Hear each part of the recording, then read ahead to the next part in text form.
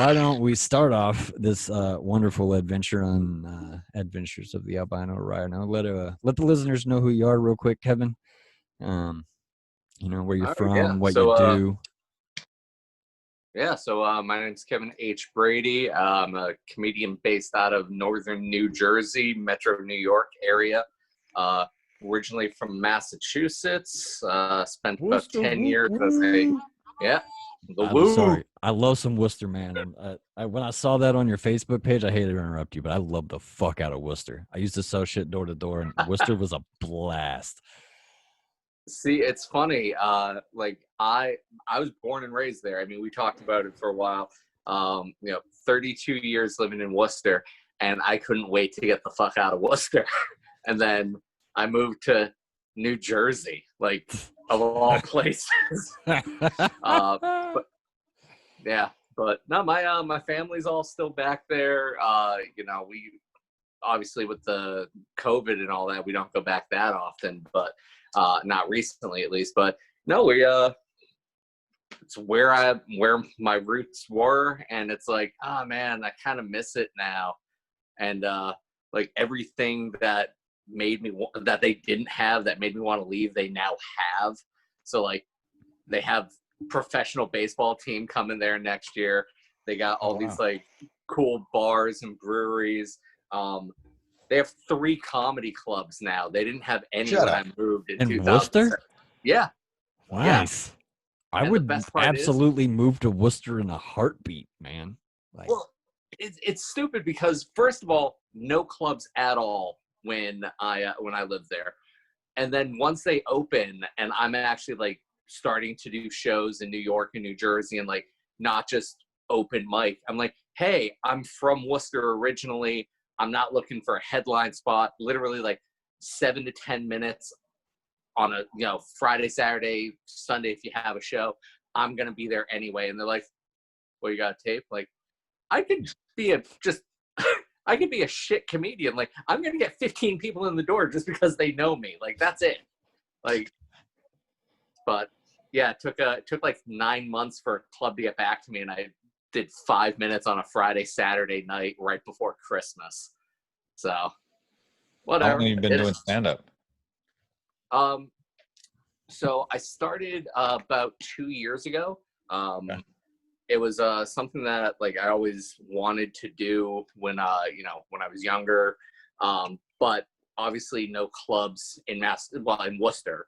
Mm-hmm. And in my brain, it's like, no, I'm not going out to Boston. It's it's an hour away. Right. And I'm not going to go scary out to Boston as fuck to start out in. I mean, you hear the stories from guys like Rogan and Burr and like all the old Boston comics. They're like, man, everybody's a Southie, and they will just kick you in the fucking face. Oh yeah. Yeah, and that was the other thing is like I don't really know how to break in. I don't really not really my thing. But then, we moved to New Jersey. My wife got a promotion with her company, but it was like you got to move to New Jersey. Fine, whatever. And we're here like 6 months, and I was like, I always wanted to do this. I'm gonna just fucking do it. And right. I just found an open mic on the Lower East Side one night. I was like, screw it, I'm going to go in. I'm off work. Going to see what happens. Baby bird got to fly sometime. And I always say the worst possible thing happened. They laughed. Like, oh, shit. Yeah, if nobody laughed, I would have been, like, okay, well, tried. That was the worst 5 minutes of my life. I never need to do that again. That's fucking awesome. What were you doing up before that? What was that? What were you doing before that? Well, before that, I spent like your day job or whatever. Yeah, I mean, I was like I do a lot of not like professional, but I do a lot of community and like background acting stuff. Right. So that's primarily what I've been doing the last few years. But cool. For most of my 20s, I was actually in a I was in a heavy metal band, like borderline professional heavy metal band. And, nice. From like 22 to 30, that's what I did. And like, what'd you play? I played bass. Nice. Like, yeah. My buddy's looking for a bass player. Is he in Jersey? No. Yeah, I played bass when I was a kid, but that was a long time ago. Well, that's part of the reason why I started playing bass. Like, I got my first guitar for my 14th birthday, which I got it for my 14th birthday, which was also the day that Woodstock '99 burned to the ground. So I think I was destined for rock and roll stardom. But yeah, that was a nightmare. I mean, when you're not there, it's exciting. Yeah. But when you're stuck in some swampy marshland field in upstate New York with 100-degree weather and 100% humidity. I thought that was $5 on pavement. bottle. There was. Yeah, I think there were some people that were they were in parking lots. Like, it was a total shit show. Yeah, they didn't handle that one very well at all. I went to the next one after that, and it was a little better, but it was still fucking awful. I mean, the music was cool and the experience was great, but everything, it was such a bad festival. Oh yeah. And for me, even when I was going to concerts regularly in my youth, I never cared for festivals. And honestly, I think that's probably why. I never went to Warped Tour, Ozfest, or anything like that. And it's probably because part of me is some band's gonna start a fire and it's just gonna be burnt to the ground, and I'm gonna be stranded on the side of the highway somewhere in the middle of nowhere, no way to get home. That's hilarious. Dude, I went to Warped Tour and I actually had to work. I was doing photography for it, and was on stage with the Offspring, and then immediately got fired. First day of the tour, I was like, "Oh well," but it was right down the street from my house. I was like, "Fuck you guys, I'm out." Yeah, it was the first See, time. I loved festivals mostly because of Ozfest, because I went to there were 3 here in Central Ohio that were kind of prolific. So the first one was the year that Manson didn't want to perform, and we rioted and tore apart the amphitheater. And Polaris. Players. And then the second time I went was when Manson came back and Ozzy was sick, so we rioted and tore apart Polaris. And then the third time I went was when Pantera was there. And because it was Pantera, we rioted and tore apart Polaris. So tearing apart Polaris was kind of like it was the thing for us to do. We actually kind of the people who went to Polaris ended up running it into the ground because they couldn't afford to keep repairing it. Right. I've been starting to notice a trend. It was the only Ozfest I ever went to that it didn't get shredded was the year Black Sabbath was touring with Judas Priest. Yeah. And I mean, that's just not the market for tearing apart venues. No. I mean, you just got to watch the Black Sabbath show just to hopefully catch that one time before somebody dies, because they're all pretty close. Yeah, and was it Bill Ward? Is it Bill Ward or Geezer Butler that's got issues where they're not giving him a contract, or he's not happy with the terms of the contract for reunion tours? I have no idea. Yeah, I forget if it was Bill Ward or Geezer Butler. They were talking about the real last Black Sabbath tour, and it was the band's getting back together, and they're just I'm not, because you guys gave me a performer only contract. You're giving me no additional money for merch or anything like that. So it says the last one he was due to play a string of dates with in 2017, but he was hospitalized because of heart problems. Huh. Well, I guess that's fine. Yeah. He is 1,000. Yeah. Yeah. Well, I mean, look at Ozzy. He can barely walk. Yeah. People have to monitor where he is so he doesn't get lost. It's crazy though, because he gets on stage and it's bam, Oh yeah. Yeah. Fucking blows your mind. Day-to-day life, you're concerned that dude's just gonna disappear into the woods one day. But as soon as he gets on stage, Diary of a Madman right back. Like, Ozzy is like, if a silver alert ever goes out for Ozzy, like the entire country is just going to stop and be like, where the fuck is Ozzy? And they're going to start looking for him because no one is going to want anything to happen to him. And he's like the easiest guy to find because he moves like 2 miles an hour and walks like a zombie. And you just listen to the Sharon. And that's he jingles because of all the chains and shit. I fucking love Ozzy, man. He's awesome.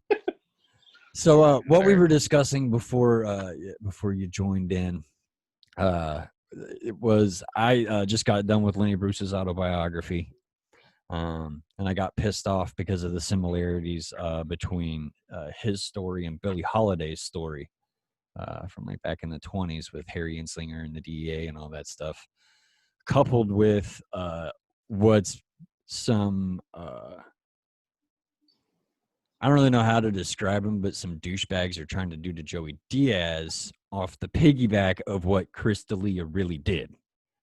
You know what I'm saying? Yeah. So, like, it's a large situation that kind of imploded up for me, and I was like, this is all bullshit. Like, fuck all of you people. I'm pretty sure the Chris D'Elia thing's real. Oh, no. Well, that's the thing. Like, I don't think it's cool for the victims of what Chris D'Elia did because there's just too much.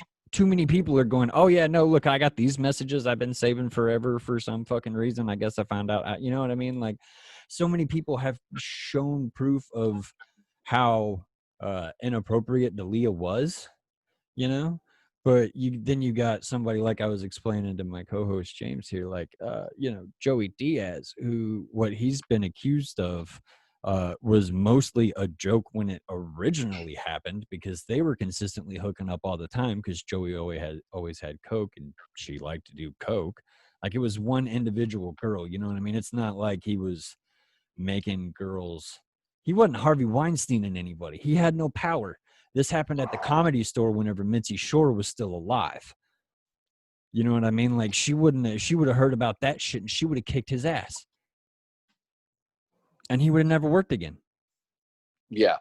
You know what I mean? So like and then you've got and then the parallel with that is they're basically trying to censor Joey because he's this vulgar son of a bitch, you know what I mean, who's this old rough dude who doesn't really fit the modern moral system, So they're trying to silence him off the piggyback of Chris, which isn't fair. Like I said, the people who may or may not have suffered what happened with Chris. I mean, all that's going to come out. Whatever happens.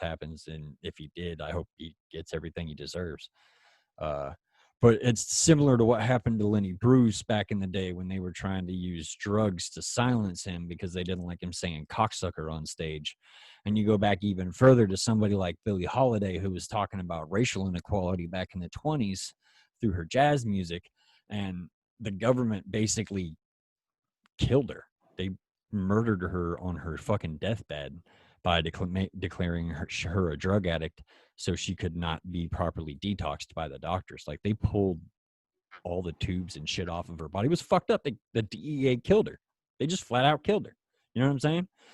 So you look at that string and it's just like, this is why you can't silence people's voices. You know what I'm saying? There has to be dialogue. Yeah, I mean, I can speak a little bit more about like the whole thing with Chris D'Elia and all that. The Joey Diaz stuff I'm not as familiar with, so I'm not gonna speak in depth about him. But it's definitely a fine line that we have chosen to kind of go into this field where part of the job is that we have to say things that are going to ruffle feathers. That is kind of what the job is. I think what we're starting to see is that kind of over the last, we'll say 5-10 years, is that, we're trying to find out what the balance between, is it funny or is this guy just being offensive to be offensive? Mm-hmm. And, not to say that, those the Sam Kinnisons, the Dr. Dirty John Balbys of the world, like the guys that are, saying this obscene nonsense don't have their own place. They don't have their own fan bases and they're not deserving of them. It's, when, like, what's the line? Where's the stand? Like, what is the line of demarcation for somebody who is in some modicum of power to control how somebody advances up? Because I know for me, like, I'm still relatively new in comedy. I've only been doing it for about 2 years, but it was something that I dealt with music as well, is that you had a lot of people that, were these gatekeepers, and they were like fucking horrible people. Yeah, like, to a person, garbage humans. But you still have to ingratiate yourself with these people because they're the ones that own the clubs. They're the ones that are booking. You want to make a name locally, you have to get in with these guys. And it goes with the territory, but, I think you have to listen to the stories of the people saying, hey, you know what? I get that you have to kind of, make some strange bedfellows with people, but there are some people out there that I don't know if it's a shtick. I think they're actually just a scummy human being, and they're kind of making it a point to flex their power over you, as little as it may be. I mean, like you said with Joey Diaz, when he was working in the Comedy Store when Mitzi Shore was still alive. Again, yeah. You have the actual owner, proprietor, final say. But if you have this one guy that's booking a specific night, and that's like the entry exam, that's the bar, you piss that guy off, you don't necessarily get to the next person. Yeah. Well, Joey was never that person. It was part of that whole point. You know what I mean? And like the story he told when it was originally told, and it's been retold many times since, but it's always to kind of highlight, like, this is the kind of shit that happens in Hollywood. Like, he's been calling this shit out for years.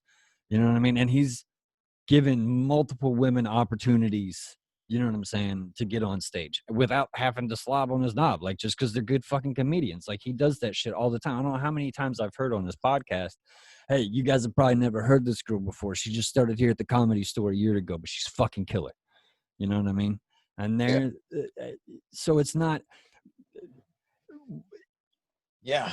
Joey crosses that line because that's been his life, but he uses his comedy to show people, look, you could go through all this fucked shit and still be a decent human being in the end. You don't have to be the piece of shit that you are right now. You know what I'm saying? That's it. And that's like, because he's the guy that kind of pushed me over the edge to become a comic. Because I've got a really dark past, really far back.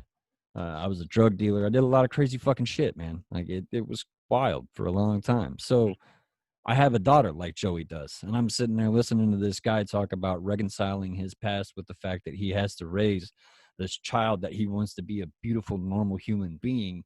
And, he's this rugged man trying to do it with a daughter and let her be her, even if it means, getting his fingernails painted or whatever the fuck. You know what I mean? Like, hearing that come from him is what helped me piece a lot of different shit together. You know what I'm saying? So, like, he's not, look, you could tell by the people who really know D'Elia and their reactions to what's going on, there's a lot of truth behind it. And they're pretty sure that these girls ain't lying. You know what I'm saying? And then what happened with Joey was, it wasn't the girl who came out and said it. It was some dude who was like, hey, look at this clip of Joey Diaz. Fuck him.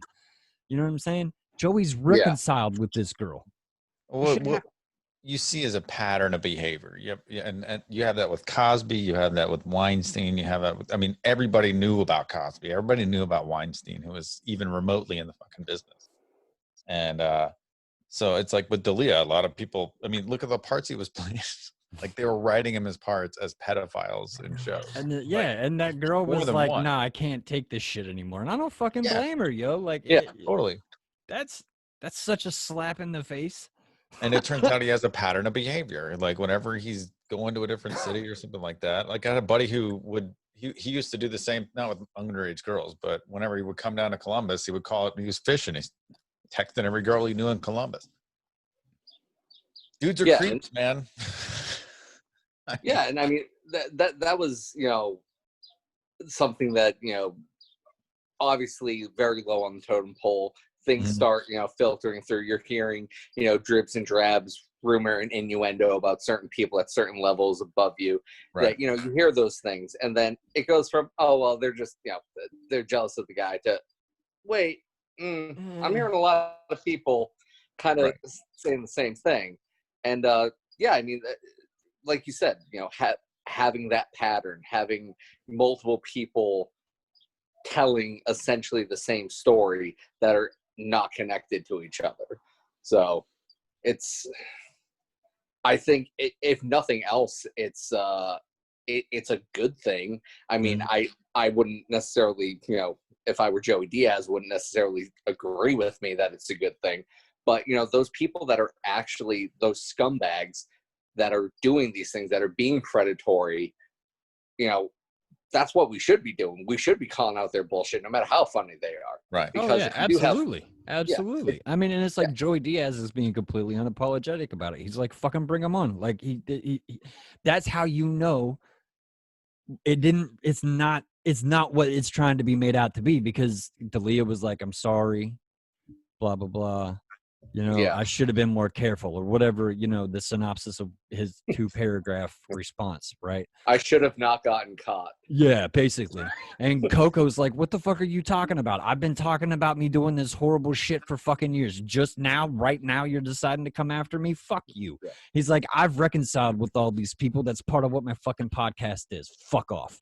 You know what I'm saying? So like, and that's the pattern of behavior. Like, I heard a couple comics say, like, you always, and I've heard him say this for a long time, like, Dalia is always with beautiful women.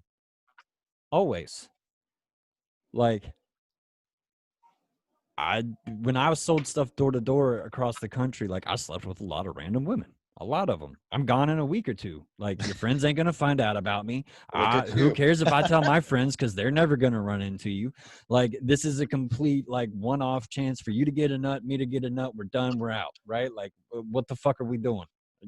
It was that kind of a situation, you know. But I always made sure they were legal. Those were the days. But we always checked ID, because back when I was throwing raves, whenever I was 16, we knew motherfuckers were getting into clubs. Yeah. That are underage. You know what I'm saying? I was underage and I was in the club, so I fucking knew, you know. But like 20 years ago, some of these guys that they're trying to call out, like Mick Jagger and shit, like, you didn't expect a 16-year-old girl to be at a fucking speakeasy in the basement of some London shithole, you know what I'm saying, at 2:00 in the fucking morning. Yeah, I mean, I feel like these ain't those times anymore. So if Dalia was simply exactly. just not even being careful, that's his fucking bad. But man, like, these girls' Instagram pages had like pictures of him in high school and shit from like 2 weeks before he was messaging them. You're like, what the fuck are you doing? Ridiculous. You just don't even. Thanks for being a fan. Huh? But he was approaching them. It's like, oh, you fucking creepy bastard. Like, it's crazy. Yeah, I mean, like, fortunately, you know, there, but for the grace of God, I've never been on you know, the receiving end of fame or anything like that. But you know, the only, you know, I decade plus ago, oh God, longer than that, I don't want to admit it, but you know, I was in an early stage of a band, and this was when, you know, AIM Messenger was still a thing, so that they'll put some perspective on how long ago that was. But there was a girl that was at one of our concerts at like a rec center, and I started talking to her, and we started messaging via AIM. And I'm 22, like I'm a young guy, and I just like, oh hey, I never asked, how old are you? And she's like, I'm 16. I'm like, bye. I mean, I'll keep talking to you. Thanks for coming to the shows, but no, because, you know, again, not a piece of shit. Like, objectively, not a piece of shit. Right. I mean, yeah, and, you know, a 22-year-old talking to a 16-year-old. Flash forward, you know, 8 years, when you're 24 and 30, that's not that bad. But, you know, laws, and you're the law. Key years of development, morality. like mental development, like the longer.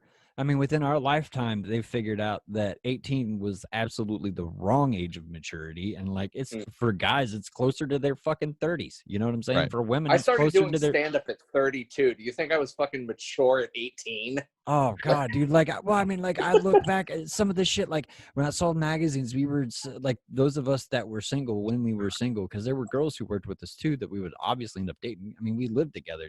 It's just shit happens, It's like road rules, basically. But like, there would be plenty of times where we'd be out, see some hot chick walking down the street, start talking to her. How old are you? 16? Nope. Drive off. Like, yo, it's that easy. You can be a fucking perverted sick bastard and do it the right Legally. way. Yeah. You know morally, legally, yeah. Exactly. There's totally a way to be a piece of shit without being a complete piece of shit. Yeah. So I really don't feel bad for Dalia at all. Like at first, because me and James kind of briefly talked about it last week whenever it really first started. And I was like, I don't know, man, like everything's kind of iffy. Just like you were saying, there's like an arc to this stuff. And now it's been 4 or 5 days and it's like, oh no, there's no. Brendan Schaub cried and had to like walk off of his podcast because he like didn't know how to even handle what he had seen up to that point. And that was still early on. Those two are super close friends. Yeah, man, that was sad. You know what I'm saying? It's like, wow. Sad to see. He flat out said it's like watching someone die. Like, I mean, not far off. I mean, if nothing else, say literally nothing else comes of it. Like it's just, it's out there. It's a known open secret. That's not a secret anymore. Right. It's basically career suicide. Like you had the power to not be a scumbag piece of shit.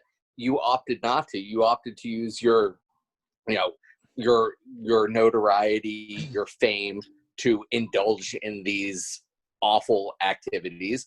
And now, people that have known him for 10, 15, 20 years, like, no, that like Chris is a great guy. Oh, wait, there's proof. Oh God. Right. But I'm also of the mindset, like, I have friends that, I've known for 20, 30 years, and, not all of them have the best of criminal records either.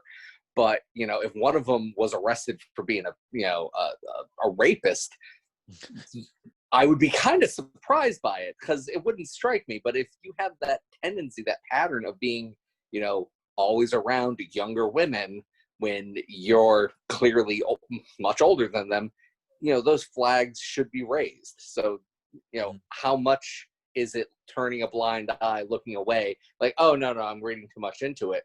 Like, is it genuine surprise or willful ignorance at some point? Well, I mean, so, there's two different kinds of crime, right? So there's crime due to circumstance and crime due to will. Right. So crime due to circumstance, you at the end of the day don't give a fuck if you get caught, right? Because you feel like you have no other choice. And that's, like drug dealers, robbers, the people who like have absolutely nothing, who are like, I can't get anything, I need to take this from you, or I need to get high and pass out on these stairs or whatever. You know what I mean? Like the quote unquote somewhat victimless crimes where like nobody really gets hurt. Physically, hopefully. Now you bring a gun to a robbery and you kill somebody, that moves it into a willful crime, right? Just like rape, you know what I'm saying? Like those are willful crimes, and they're actually much easier to hide, and that's what fucks up people sometimes. Like Cosby was a great example. I mean, he was America's fucking dad for decades, and then wham, all of it dropped, and people were like, all right, we can't even, I personally can't reconcile this shit in my own head. Fuck you, Bill, just for making me doubt how I've felt about you for these last 20 years. Like, No shit, but man. you can have your friend, get arrested with 2 pounds of meth and be like, he ain't have shit. I could see why he went out and got 2 pounds of meth and was trying to sell that shit. Right. Yeah. I mean, you just have to look at, like Tim Allen. He was trafficking coke before his career even started. Right. That didn't stop him. Mm-hmm. But yeah, I mean, and part of it is, I think for some people, the sheer hypocrisy of it, like, especially with a guy like Cosby, who, as you said, was America's dad for, 30 years, was, this conservative voice about, like, no, the youth of today, they're not behaving right. They're, we need to do X, Y, and Z. And that's like, well, you've been drugging and raping women for 40 years. So you don't get to preach about morality with the youth. And even just accusation, like, not even before he was even convicted, right? Like, it's immediately calling into question everything he's ever said and done. And then 30 some odd corroborating stories come out. And then you just take away their entire effort of work. And childhood ruin. And one thing I heard Sam Tripoli say, because he on the tinfoil hat, he kind of talked about it for like 1 minute and 30 seconds. No, it was like 5 minutes maybe. I don't remember. I've watched so many people discuss this shit who knew Chris, just trying to get a feel for what was really going on, And Sam Tripoli was like, look, whether Chris did or didn't, that's going to come out in the courts, obviously, because none of this stuff is beyond statute of limitations that he's being accused of. He was like, but why aren't we talking about all the other people, like Bill Clinton, like Hillary Clinton, like Joe Biden? Like, Joe Biden was just accused of raping a woman, and everybody literally in the midst of believe all women was like, just don't believe her because she's talking about Joe. Yeah. Right? Like, no, where did that go? Where did that go? Like, I know we have no choice right now. Like, both of our president choices suck pretty big dick. But you're going to, like, hide him raping somebody? Yeah. We need to hear about that. Yeah. And that's we know Clinton raped people. We know it. Yeah. The worst part is that, and it kind of goes back to what I was saying about, using your position of power and fame and, being the gatekeeper. Like, everyone knows that there was, pedophile island with fucking Epstein. Dude, we all know who was there. Like, right? It's fucked up, man. I mean, I heard Chris D'Elia Chris was waiting to hear about his membership before Epstein didn't kill himself. But hey, sorry to interrupt. Have you seen the video from whenever Chris D'Elia was on The Fighter and the Kid? And I can't remember who it was exactly who got caught doing something. It was like some kid who was like involved in some inappropriate shit on Snapchat. And it was like one of the little news stories they talk at the end. And Chris D'Elia was like, hold on, wait a minute. So it was on Snapchat though. How did he get caught? Like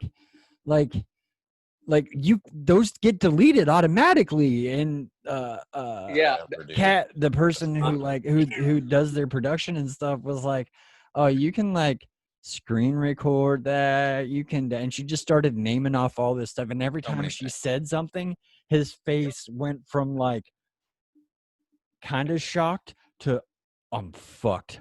And when I saw that, I was like, oh my God.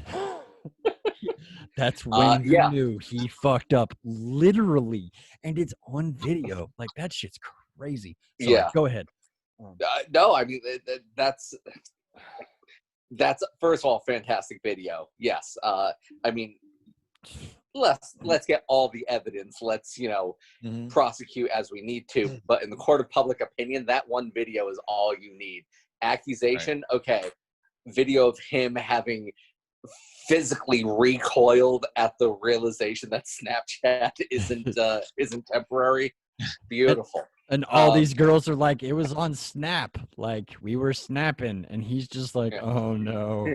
You're talking to teenagers. We know how this works better than you do. Yeah, no shit. Right.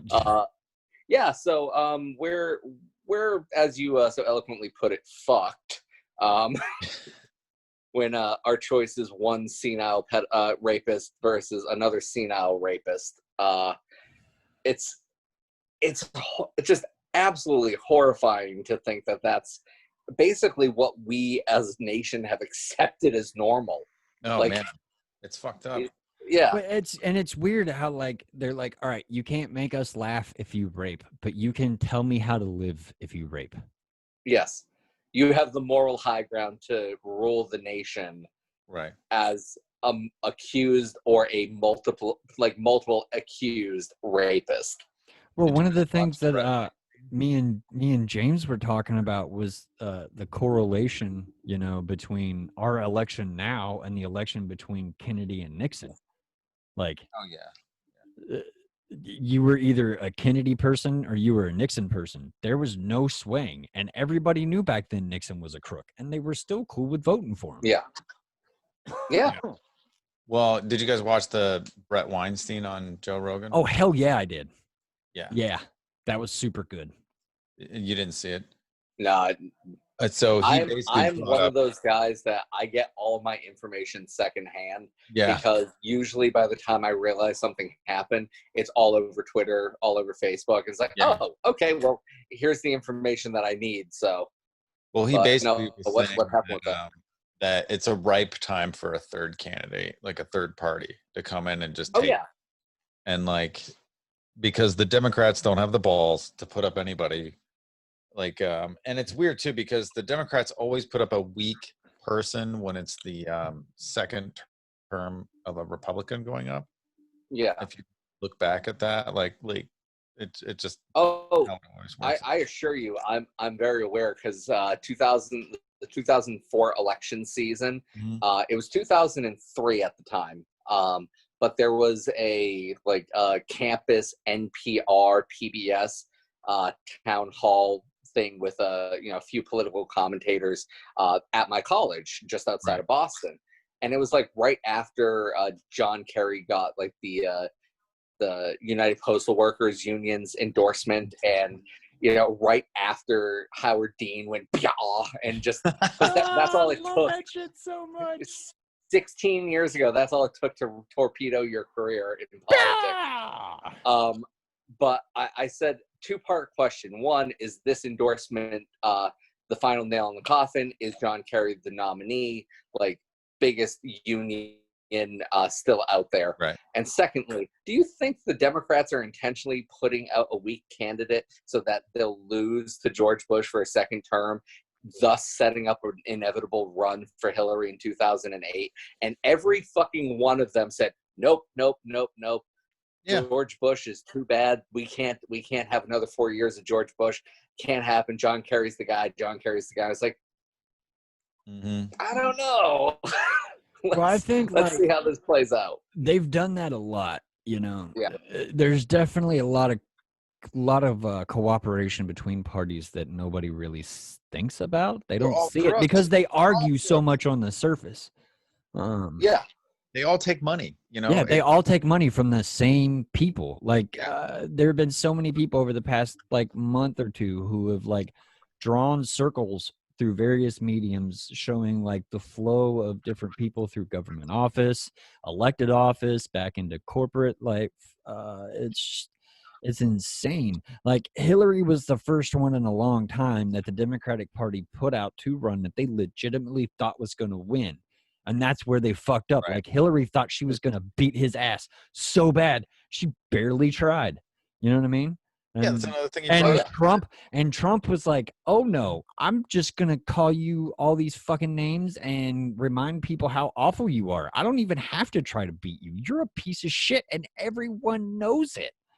I just got to make sure I keep the focus. Yeah, she wanted him to run. Yeah. She thought she would stop him. Yeah. And for me, I will be the first to admit I grew up in a very, blue-collar Massachusetts Democrat, Kennedy-loving household.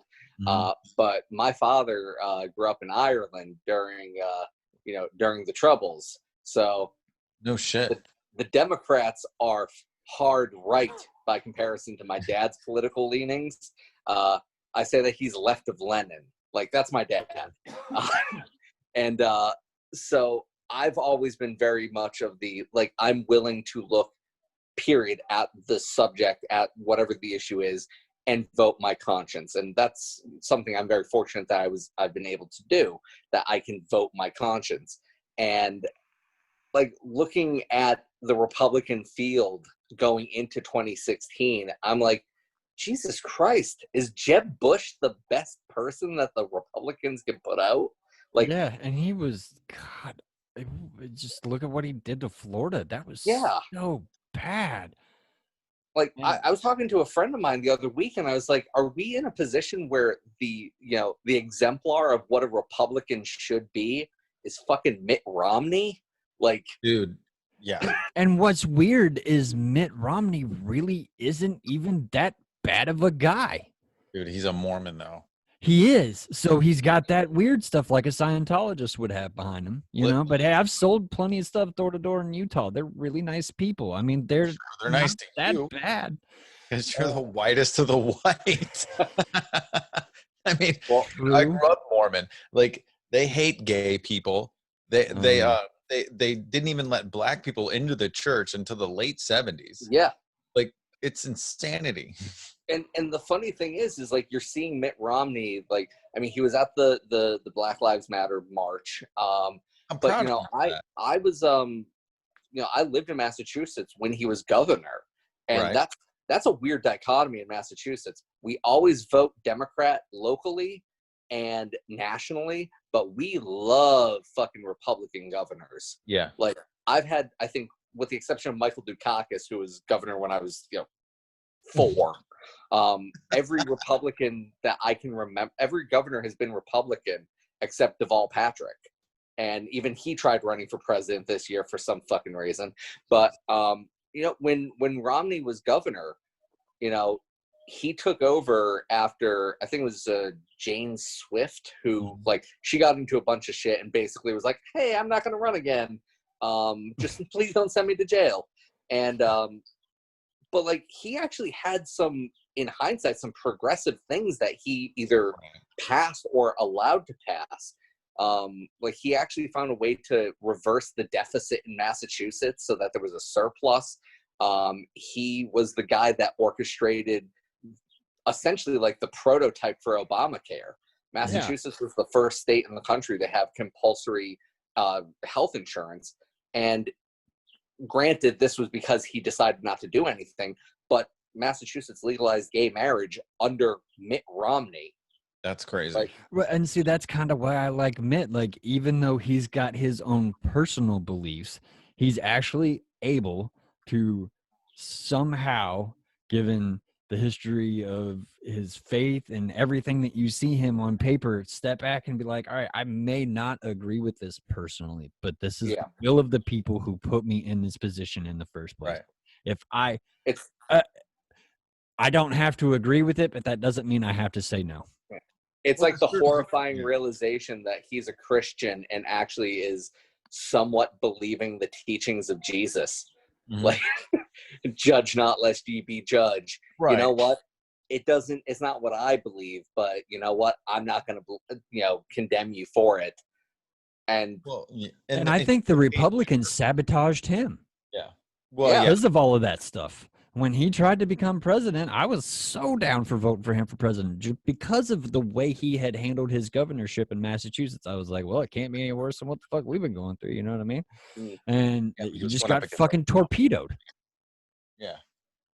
He wasn't going to win. That's why they put him up there. So, our political system is crazy. Like, I'm a member of the United States Pirate Party. Like, we don't even show up on ballots. But we have seats in the European Union. There you go. There you go. Yeah. So I mean, it's a new party, but it's a very simple party. Freedom of information, small government. They have to be transparent. We put you into office. We want to know what the fuck you're doing. Pretty and simple. The acceptance of and the acceptance of the fact that there's some stuff that we should not know. You know what I mean? But that stuff is going to be very few and far between. And if it becomes a consistent thing like it is now, where like we can't know what half of our government's doing. Well, that's a problem, because it means you're doing things that you know that aren't good. It's almost like the party is an extension of the old like 2600 days of hackers, you know, Cult of the Dead Cow, Right. that kind of thing. But it's not so anarchistic, because it's not that they don't think that there should be, you know, government in place. There needs to be a government in place to handle social services and protect the populace who at large can't protect itself from a world that isn't necessarily always nice. Like, it's not that we're not realistic. We just don't think the government has a right to say if anybody should get married or not. You know what I mean? Or whatever. Yeah. So, and I think, you know, it kind of boils down to is like, I think if you ask the average American, just random assortment of 100 people, that's kind of the response that you get. But I think the issue is just like, we are just so deeply rooted in a two-party system that, you know, even when you're like, oh, well, I don't really like my guy, you know, whether you're red or blue, like, oh, well, what about green? What about independent? What about that? Like, oh, well, they have no chance of winning, so I'm not going to support them. Like, right. And now that is solely because of how in the bed with the political system our media is. Yeah. And the only way to get outside of that is to, you know, is to just not pay attention to it at all. Like, that's one of the reasons I started a podcast, is I figure out it. So even if 25 people, I can bring 25 people to the podcasting arena, it's the only media where like no one has any control over what you say, because it's solely the creator who puts it out. Generally, there's just to get signed. Okay. Right.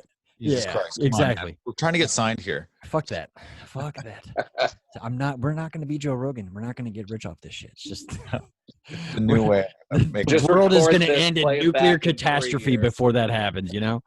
Yeah. But, you know, those 25 people may come from this podcast and be like, all right, well, you know, my app is recommending these, and they listen to two of them. They like one of them. That, you know, it's a chain, hopefully, that gets people into alternate media, because there are people who are out here talking about this shit in depth. And it's frustrating to me, because like I said, you know, I identify as an independent. That's what's on my voter registration. And it is frustrating, because people will just always default to whether there's an R or a D next to a candidate. And it's like you only have to look back to 1992 to see a legitimate third-party candidate in Ross Perot. Well, so much goddamn money. Like, that's what he did. He had to dump like a ton of fucking money and just to be able to get into the debate. And Ross Perot was crazy enough to know what needed to change, brought a clear plan of what needed to change, how he was going to do it, and he was like, I can bankroll this shit myself. Listen, he won the mock election that my middle school had. Yeah, I think he probably won just about every mock election there was, but like, and there have been other good guys that have came out. Gary Johnson was a good candidate whenever he was running for president as an independent. And even within the Democratic Party in this election, there were two people who would have made great leaders of our country right now. And one got forced out because she refuses corporate money. And the other one got forced out. Well, they tried to force him out, but he had too much goddamn money that they couldn't. You know, Tulsi Gabbard and Andrew Yang would have made a great fucking pair to go against Trump. How are you going to vote against that? A guy that wants to give everyone $1,000 and won't increase taxes to do it on the normal person, will do it on the corporate people who don't pay any taxes at all on something that isn't even a part of the tax code, the micro trading, right? And then you've got the other person is a woman of color who did 2 tours in Afghanistan, who is an officer in the military. Yeah, exactly. Who's currently serving already, right? You know, doesn't involve herself in the corporate money bullshit, like has basically won Hawaii off walking door to door and getting people to vote for her. Like, I don't know. Those two sounded great. And there were other candidates who certainly didn't suck as bad as some of the other ones.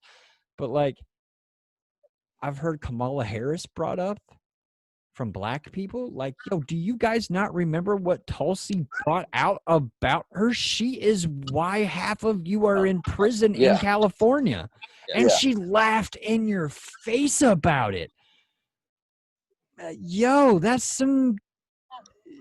You shouldn't forgive that. I don't think. I'm hugely against the war on drugs. It was started over racism from a fucking train cop. Right. Fuck Just that. another way to put black guys in jail. Yeah, and I mean, it's not like he was qualified to run a nationwide organization that hunted down drug dealers who were poisoning America's society. You know, he was literally a train cop. He rode on trains and made sure vagrants weren't breaking into him and shit. Like, that's where he started. And then somehow he had this one thing that a police department thought made sense. So they asked him to come talk about it. And that's where he started. That's where Harry Anslinger started.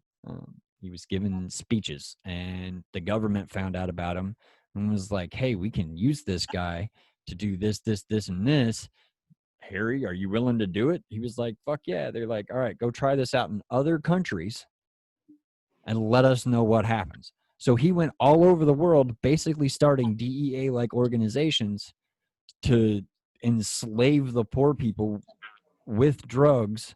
And once they got caught with the drugs within the penal system, which was, you know, obviously legal slavery, and he came back after trying at all kinds of different places, including Mexico, which he ended up strong arming into some shit later on. Like, this shit's so deep, and people wonder why, like, they're looting and rioting and shit. I'm like, I fucking burn it down, man. I'd be fucking pissed off too. I mean, you only have to look at like Portugal. Portugal, they completely decriminalized the use of drugs. Period. The president of Sweden lives across the street from the first opiate clinic that she signed into law when she was president. She lives across the street from the place heroin addicts go to get heroin in Sweden. Yeah. And, you know, there's so much evidence out there showing that, you know, people that are, you know, that are quote unquote hopelessly addicted to drugs, if you provide actual counseling and a means for them to sustain themselves outside of, you know, crime, robbery, and you know, all that nonsense, they recover. They have the power. Like, I know I think it was Vancouver, they had opened basically a private, you know, shooting gallery for heroin users. You know, they provided safe rooms, clean needles, clean water, no drugs. You had to get your own drugs. And I think in the 2 years that it was operating, when I read about this, and mind you, this is also 8-10 years ago, they had 0 overdose deaths. Yeah. 0. No, that's the running average. I mean, it's very slow, less than 1% in all of the countries that have done this. The United Kingdom did it very quietly, like 10 years ago. Back when it was longer than that, because it was whenever I was still a junkie. So we're talking like 20 years ago. You could get prescribed heroin from your doctor, and you could go to a pharmacy and you could pick up government issued heroin, clean needles, go back to your fucking house, do your shit. Like, that's why you always heard about a UK heroin problem once the war on drugs really got huge, you know, after 2000, was because the UK had already had this policy. We forced them to go back on that policy for a while, and it almost ruined their country. Back whenever Harry Anslinger was running things, he managed to get the entire world's opiate supply ran through the United States. So that way we were in control of all the morphine, all of the legal drugs. Yeah. We were in complete control of them. And if you didn't enact these other laws or sign this trade agreement or whatever, or join this international coalition of horse shit, we would cut off your opiate supply. We did that to Mexico for 4 years. What was it? International International horseshit. Coalition of horseshit. Yes. And a circle logo with like leaves on the sides. Just big round ball of turd. I mean, and it's sad, you know, and all of this shit comes back to like freedom of expression, you know, the things that like comics scream about, that we get roasted for, that Back to Lenny Bruce. Back to fucking Lenny Bruce, man. I'm telling you, this shit's crazy. So the reason I plan on writing some articles about it because it's just like the glaring situation that we're in. Like I support, all of the good things that we're doing, but at the same time, it's like there's some fascism that's starting to creep in, and it's not cool.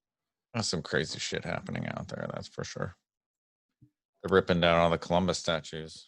Yeah, but I'm cool with that. That guy was a piece of shit, and everybody's known he was a piece of shit for years. I was reading about him today. It was pretty fun. Well, I heard they're trying. There's a petition to change the name of Columbus, Ohio, to Flavortown after. Oh, dude, yes, spread that out there, man. I'm all for it. I'm all for it. As we're both Central Ohio residents, actually, so I mean, we're both cool with it. I'm fine with it. I was born here, man. I'm born and bred. And I had a similar thing that happened to me when I moved away. I used to fucking hate this place, and growing up, and then I moved away for college, and I was like, man, I miss Columbus. Yeah, it's weird how that happens because I did it. Because I was in Florida though. I stayed gone for. Yeah, well, I mean that's understandable being in Florida. Yeah, it's basically like Jersey. With palm trees. I will say yes, in so much as pretty much everyone from New Jersey just moves down there in October. Yeah. So it's Jersey South. Yeah, I was in Orlando, so it's like a beach with no fucking ocean ever. Yeah. Sucks. That's the only place in Florida I've ever been to. My wife and I went to Disney World last November, and that was my first time in Florida. And I'm like, I only want to see an alligator. That's all I want to do. We fucking lived there for 5 years through 3 hurricanes in a row. It was fucking terrible. Where'd you go? UCF? No, winter full sail, right down the street from UCF. Yeah, for film. Right down the street. Yeah. Oh yeah, we did a whole podcast about that. I forgot. Yeah, full sail into a prolapsed anus. Yep, that was it. That was a good one. Decent. That was a good one. Well, Kevin, hopefully we get to have you on again at some point. It's definitely been interesting. Still in lockdown. I mean, it's not like I'm going anywhere. Yeah, so nothing's opened back up out there, or what? Okay, so this is how fucking annoying this is. So, as you can tell, they opened up barber shops and salons today. And I did not go. But it's weird because a lot of businesses, like obviously grocery stores, pharmacies, things like that, they stayed open. Pet stores, they stayed open too because they're a specialty food store. Right. So I manage a pet store. So I've been working straight through all of this shit. You're essential. Essential to someone. But it's madness because it's still like it's a known thing. Face masks have been required since March. Nothing has changed. They've relaxed some of the restrictions. Some non-essential businesses are able to reopen. There was a line of people to get into the Marshalls in my plaza today that was an hour long. What? That's insanity. For fucking Marshalls. Marshalls. Yeah. Like, why? They have some hot deals there. I don't know. Yeah, but you get the same shit online and get it shipped to your house. So you don't even have to worry about those other people. I will say there are some shopportunities at Marshalls that you just can't pass up. I'll fucking steal it. I love that word. By all means, steal it because I actually stole it from a Marshalls commercial. But no, it's crazy because like there are people that are still just not getting it. Like they still show up like, oh, I forgot my mask in the car. We've been doing this for 3 months, dude. Like, go to your car, get your fucking mask, and then come back. And they're still complaining about it. It's like, oh, I have to wear a mask for 5 minutes.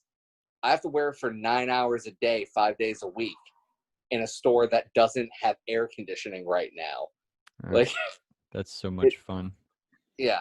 But I mean, retail in general is a hellscape. So, this is just the only benefit though is that it's kind of put us in a position where we at the store can actually push back a little bit. Like not that we're like outwardly mean or rude to customers, but it's no, this is the agreement. This is what we have all agreed upon. This is what the law of the land is at this moment. If you can't abide by it, get the hell out. Like, that simple. Yeah, they don't. Ohio did not make it a requirement, not yet anyway. No. And almost nobody is. So you think we've had surveys. We've taken some surveys, and it's been interesting. It depends on what neighborhood you're in, on who's wearing masks where. Well, for me, the weed stores there. In Jersey, no. So it's still legal in New Jersey. Massachusetts, legal and essential. Same here. So, yeah, same here in Ohio. It was deemed essential because it was a medical product. So yeah, it's only medical here, so it has to be essential. Well, in Massachusetts, it's recreational now. Like, you can just walk in and buy. So, yeah. But because there is still the medical component, it's like, well, we have to keep it open. But no, so with New Jersey, like, the restrictions, I'm going to say qualified, worked. They worked to an extent. Our numbers dropped precipitously, but the city that I live in the city of Hackensack, which is about 15 miles from New York City. Right. Yeah. And Bergen County, the county it's in, was the hardest hit county in New Jersey for total cases and confirmed deaths for about 6 weeks. And Hackensack was the worst city hit in the entire state. So I was living literally at ground zero for New Jersey. So for me, it's like, I don't care if like Ocean County only has 300 cases. There's 15,000 in Bergen County, an hour north. Like, crazy, man. Let's just pay attention. What was that? Were you freaking out? Oh, assuredly, because I still had to go to work and still had to be there for 9 hours a day and, be a manager in an essential business, dealing with old people that are like, oh, well, it's not that bad. It's just the flu. Like, okay, well, how about this? We have a lot of people that are just dying from the flu, and there seems to be no treatment for it. So maybe you could take 2 steps back and put a fucking mask on, because it actually is the law. Right. And I don't want to have to throw an old lady out of my store, but I will throw an old lady out of my store. So it's definitely it. Never mind even the work, like with comedy. The week that they shut down the clubs in New York, it was the week of like March 15th, I think it was. Yeah. I had 6 spots, but like 4 legit shows lined up during that week. And the Monday, it was like, hey, we're going to be announcing this today, that we're going to be shutting down all the clubs.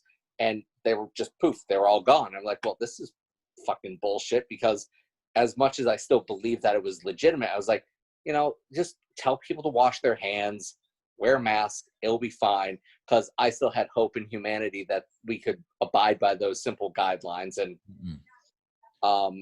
never underestimate the power of stupid people. You would think I would have learned that by now, but I'm an optimist. So, like, shows got canceled, whatever, right call.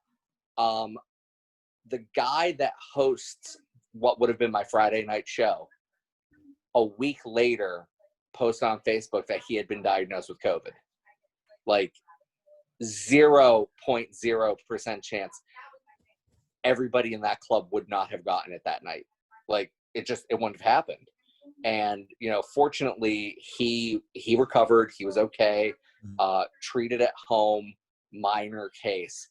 But, it's one of those, okay, yeah, it is that serious. And to know that it was that close to home for me, that I could have just gone and seen him. And, he said Friday, all day Friday, absolutely no symptoms. Saturday it started building. And then Monday he went to, he went to get tested. He got tested. It was a little bit longer than that, but he was like, yeah, that Monday I knew I had it. And he got the results like on a Wednesday or something like that. So it's crazy. Like, even me, myself, fortunately, 3 different tests, I tested negative, but I had symptoms for 2 weeks. No fever, but I had dry cough, chest pain, difficulty breathing. I was prescribed an inhaler because I couldn't breathe. I'm not asthmatic. I've never had issues with my lungs my entire life. I've had pneumonia. Didn't need, any type of breathing apparatus for that. But, it is as bad as, Yeah, my wife's saying the tests she thinks have a lot of false negatives. Yeah. And that's my issue. Is like, how lucky do I have to be to have 3 false negatives? Well, and how long since you were sick did you take a test? So I actually, they had an open, like, free testing site in my neighborhood before I got sick. So my wife and I, we just walked over there. We got tested. That was negative. And it was literally the next day I started feeling those symptoms. Shut up. It was May 13th. It was a Wednesday. And then May 14th, I was at work. I was like, like, starting to feel, I was like, nope, it's allergies. I get allergies. It's fine. And then Friday, I was like, I think I need to go get tested again. Made it through the weekend. I called because I was waiting for the results, because if it came back positive, it's like, oh shit. I need to know the results first. But that Monday, still hadn't gotten them. I called the doctor. They were like, hey, we're going to schedule you for something.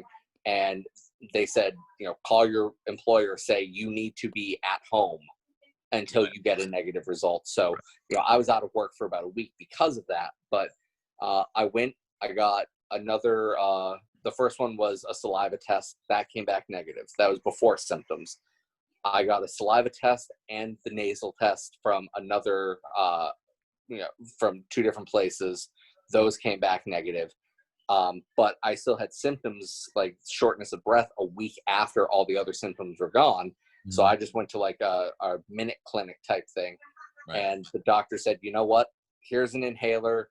Should help with breathing. Come back in a week for a blood test for the antibody screen just to see. And that came back negative too. So wow. I'm still not convinced I didn't have some strain of it. I just don't know if I spent, I was a sickly child my entire life. I don't know if I just somehow built up a tolerance for bullshit. I was honestly, I was so sick when I was a kid. I found out that I had mono 2 years after I had mono. Shut up. Jesus. Yeah, I was sick all the friggin' time. And I had a tonsillectomy when I was 16 that didn't quite work because it almost killed me. That's another story for another day. But after that, like, everything was fine. I stopped getting as sick as frequently. But yeah, until I was 16, like every 3 weeks, I was getting like a sinus or an ear infection for, my entire life. So that's how fun that was. Sounds like it, man. Oh yeah, just a day in the life of the hellscape that is my existence. Well, where can people find you, Kevin? Because I got to bounce. I got some writing I got to go do with some guys before my show on Friday. It's all good. So you can find me on Instagram and Twitter at Kevin H. Brady, because there's a Republican senator in Texas named Kevin Brady. The initial needs to be there. So yeah, Kevin H. Brady. I guess you can find me on Facebook too. I have a Facebook page that I don't really update, and then one that's that's for private eyes only. You'll never find that one, except Matt found it because I messaged you and we're in a couple of comedy groups together. Yeah, well, that's cool. But yeah, let's sink ships, I guess. Oh yeah, it's those groups. That's how they get you. Yeah. Oh yeah. I have not now, nor have I ever been a member of the Communist Party. Yeah, me either. I was an anarchist for a long time, and then I became a Republican, and that was a really weird shift. And now I'm just a normal human being trying to make sense of this fucking insanity. I'm a punk pushing middle age. That's where I'm at. Which is 40, dude. Politics are weird. Well, you guys have a good evening, and all right, boys. Hopefully we'll talk soon. See you soon. Have a good night, guys. Bye. Peace.